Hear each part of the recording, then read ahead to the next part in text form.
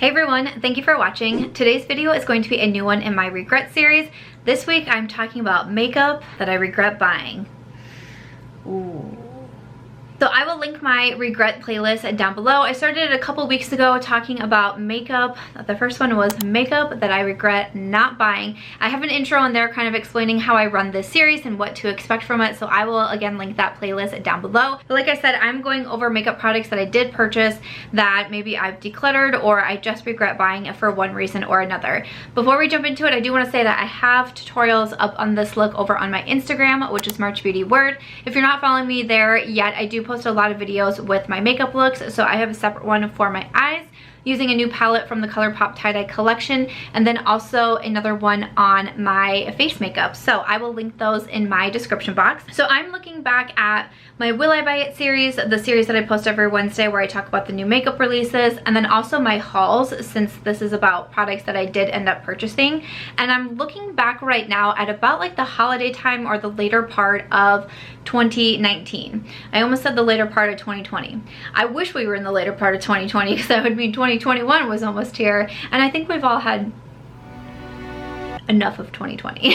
But the first product that I want to talk about is the Tarte 9 Ways to Shine Cheek Wardrobe. So this was $35, and this was basically 3 stacks of face products. One had a bronzer, a blush, and a highlight, and I think the other 2 were each a blush and 2 highlighters.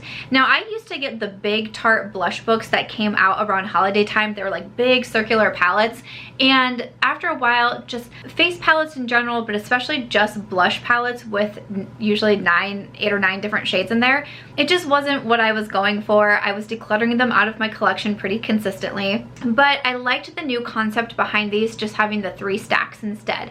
I knew I was going to give one away. One was geared more towards darker skin tones, so I knew immediately that was going to go into a giveaway, but I was like, I'll still have 2 stacks left, you know, 6 shades total. I didn't think that was bad, and I was kind of curious to try out some Tarte products because I hadn't purchased anything from Tarte for probably 2 years, if not even a little bit more than that. So the 9 Ways to Shine was the first one that I was purchasing. At first I was like, okay, you know, I can already sense that this isn't going to be a favorite, but maybe it's not like a terrible thing that I bought it, and maybe things will be fine. But then I ended up decluttering the other 2 also, and I no longer have any of them in my collection. So I kind of do regret buying it because they just simply didn't work out for me, and that's kind of a bummer. But the one that I liked the most did have a bronzer, a blush, and a highlight, and I just like the trios that have 3 different style of products instead of like the blush and the 2 highlighters. So that was the one I reached for the most, but the bronzer pulled a little bit orange on me. The blush was okay, the highlight was decent, but I just didn't love the formula on the products. They weren't just my favorite cheek products that I've ever tried. So that's why I ended up decluttering it. I'm like, darn, like I just, you know, wish I had my $35 back. Alright, next up I have another holiday release that I purchased, and this is from Too Faced. This is the Hot Buttered Rum Palette. This one was $25, and you got 8 different shades in here. So there's a mirror on it. There is a nice scent to it. Kind of smells a little like holiday.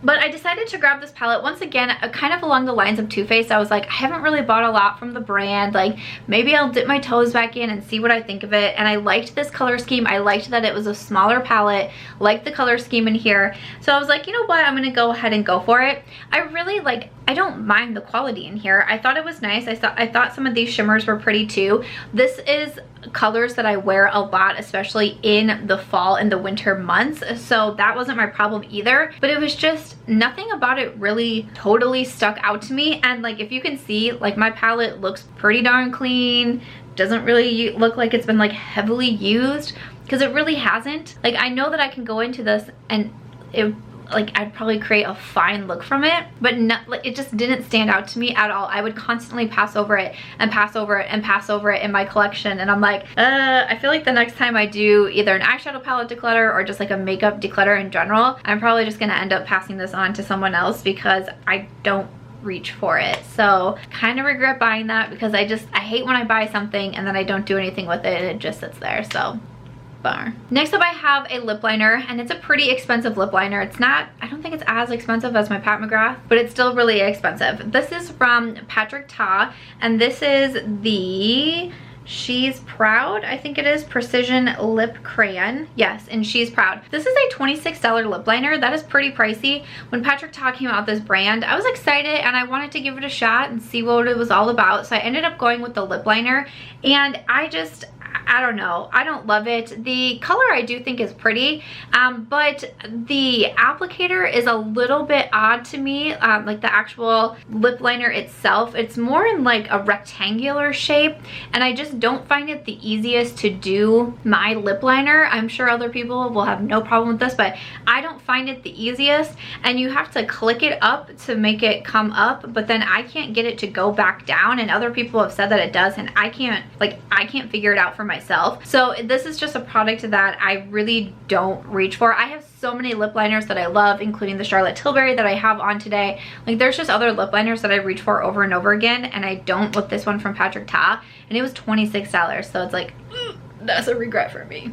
Next up, I have an eyeshadow palette, and this is actually from Colourpop, and I don't, like, there's so many eyeshadow palettes that work so well for me from Colourpop that it's kind of shocking, but this is one of those that I just really never use, and I feel a little bit silly that I bought it. But this is the Goodest Gold palette. This was $18 from Colourpop. Now, I really do like the formula on the Colourpop eyeshadow palettes. Like, I have one on my eyes today. I have a video ranking all of my Colourpop palettes. Actually, I have two because I did an updated one recently, so I can link my most updated one down below. But this one kind of falls towards the end of the pack because the color scheme in here just isn't really me. I don't wear golds very often on my eyes. It's just, I think it's pretty, but I just don't wear them very often. And then especially with some of these darker shades down here, I just really don't go into this palette very often. This palette came out and I was watching people who, you know, had received it early, and I was watching their swatches and eye swatches and looks, and so many people were just raving about it and their eye looks were looking so beautiful, and I was like, yeah, I'm gonna do it. And then I bought it and I was like, why did you do that? You know that you don't wear these colors. Like, why would you do that? I love the packaging with the butterfly and the gold, so beautiful, but really, like, I don't reach for this palette, and I feel a little bit silly that I bought it. I'm glad that it was only $18, so, you know, it's like I don't have like deep regrets there that it was more expensive than that. But out of all of my Colourpop palettes, I really don't go into this one very often. Some more eyeshadow palettes that I have are from Fenty Beauty. So I purchased the Snap Shadows from Sephora, and I purchased two. There was a deal that if you purchased two, you got $5 off, so they're $25 each. So instead of being $50, if you purchased two, you got them for $45. I don't know, I was like, great deal. But kind of the concept behind these is that the palettes snap together, so it made sense that they were running a promotion on them. So I ended up getting two. I got the peach palette and then also the smoky palette. Now I'm showing you the boxes because I can't find these palettes.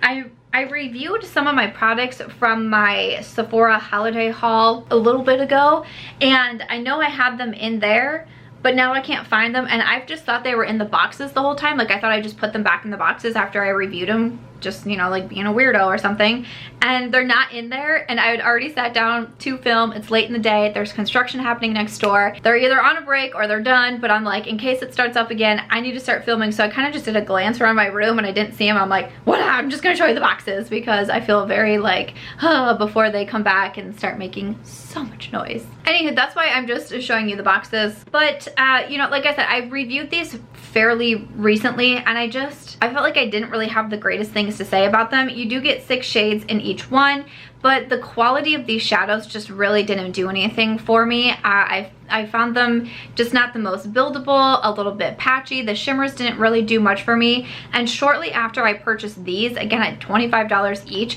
the e.l.f. bite-sized eyeshadow palettes came out, and I purchased some of those. Those are $3, and the quality is better than these. Like, I'm just gonna say it. And I reach for those way more. Like, seriously, I didn't even realize that the palettes weren't in these boxes anymore. Like, that's how often I don't reach for these palettes. So that probably says something. So I really can't recommend these from Fenty, and I would say that I regret buying them. I just have one more product, perhaps you could call it, to finish off with before we end the video, but that is the Beautylish Lucky Bag. So just the Beautylish Lucky Bag in general.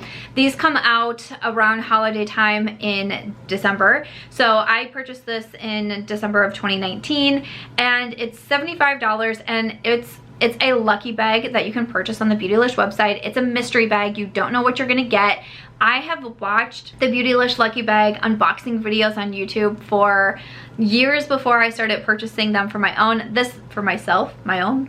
This was the second bag that I purchased, and I was kind of hoping for like a redemption because my first one wasn't great. It also came at a really bad time in life when my husband had just lost his job. I had already purchased the bag prior. You purchase it like 3 weeks before it actually comes.